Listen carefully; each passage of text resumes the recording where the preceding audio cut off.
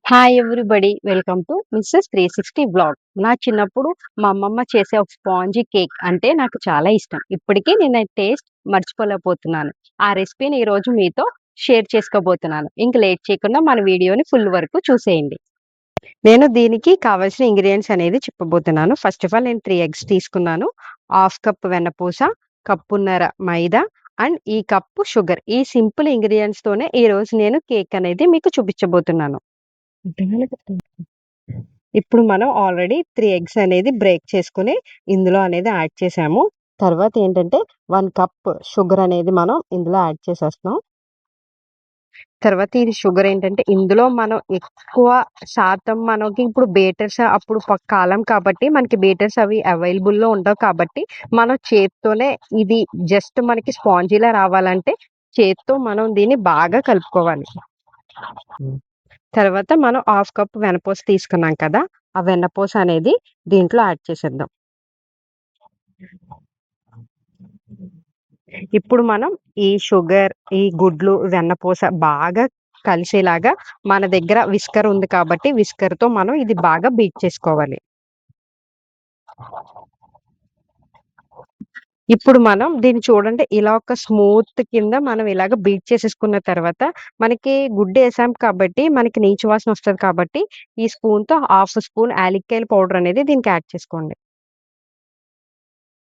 Add చేసి యాలక్కాయల powder కూడా ఒక్కసారి ఇలాగా మనం విస్కర్‌తో అనేది దీన్ని బీట్ చేసేసుకున్న తర్వాత, మనం కప్పున్నర మైదా తీసుకున్నాం కదా! ఆ మైదా కూడా ఇందులో యాడ్ చేసేసుకొని, ఇదొక స్మూతీ పేస్ట్ కింద మనం బాగా ఈ విస్కర్‌తో బీట్ చేసేసుకుందాం. చూడండి మనం ఇలాగ ఒక స్మూతీ పేస్ట్ కింద దీన్ని రెడీ చేసేసుకున్నాం కదా! మైదా వేసేసిన తర్వాత, ఇప్పుడు దీని యొక్క ఫైనల్ స్ట్రక్చర్ అనేది మీకు చూపిస్తాను. చూడండి ఈ విస్కర్ నుంచి ఇలాగే ఇది జారి పడుతుంటా ఉంటుందంటే, ఈ స్ట్రక్చర్ అనేది ఇలా మీకు ఉండాలి. ఇలా అయితే మీకు కేక్ అనేది పర్ఫెక్ట్‌గా చాలా స్పాంజీగా వస్తుంది. ఇప్పుడు నౌవేడేస్ ఏంటంటే పిల్లలు ఉత్తి కేక్ తినాలంటే ఇష్టపడరు కాబట్టి, దీనికి కొంచెం ట్రూటీ ఫ్రూటీలు యాడ్ చేసుకొని మీరు కేక్ చేసుకుంటే ఇంకా చాలా టేస్టీగా ఉంటుంది. ఇప్పుడు మనం చూసారు కదండీ! ఒక పాన్ అనేది పెట్టుకొని, దానికి మనం పూర్వకాలం పద్ధతిలో ఇసక అనేది ఏసుకోవాలనమాట. ఈ ఇసుక కొంచెం హీట్ అయిన తర్వాత, మనం ఏ గిన్నెతో అయితే కేక్ చేసుకుంటున్నామో, ఆ కేక్ గిన్నె అనేది మొత్తం దీనికి చూడండి నెయ్యి రాసుకొని, ఇలా పెట్టుకొని దీన్ని మన యొక్క ఇప్పుడు మన స్మూతీ పేస్ట్ కింద చేసుకున్నాం కదా! దాన్ని ఇందులో అనేది యాడ్ చేసేద్దాం.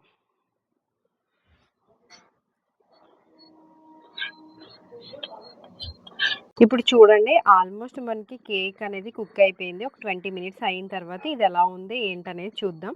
ఫస్ట్ ఆఫ్ ఆల్ ఒక చాక్ తీసుకొని మధ్యలో ఇలా నాట్ పెట్టుకోండి. చూడండి చాక్‌కి అసలు ఏమాత్రం ఎక్కడ ఏమీ అంటుకోలేదు. కాబట్టి ఈ కేక్ అనేది మనకి కుక్ అయిపోయినట్టే. కేక్ కూడా చూడండి మనకి ఎలా ఉబ్బిందో. ఇప్పుడు మనం ఈ కేక్‌ని ఒక ప్లేట్‌లో తీసేసుకుందాం. చూసారు కదా మనకి కేక్ అనేది చూడండి ఎంత బాగా ఎంత నీట్‌గా వచ్చిందో. ఒక పీస్ అనేది కట్ చేద్దాం.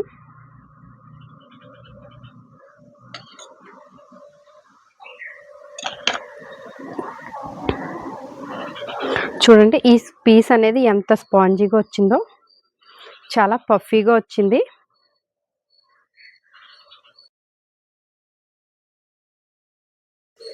చూసారు కదండీ మనకి యమ్మీ యమ్మీ అయిన కేక్ అనేది మా అమ్మమ్మ కాలం నాటి కేక్ అనేది రెడీ అయిపోయింది.